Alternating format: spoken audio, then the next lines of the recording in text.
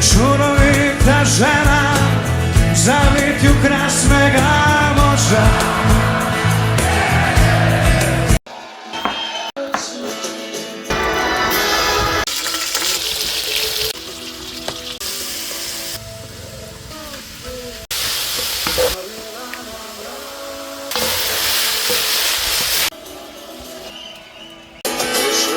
Ostaja bez zgubił swojego sveta.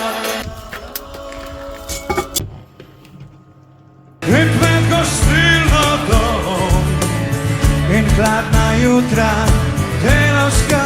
Brez velikih ciljev, brez lažnih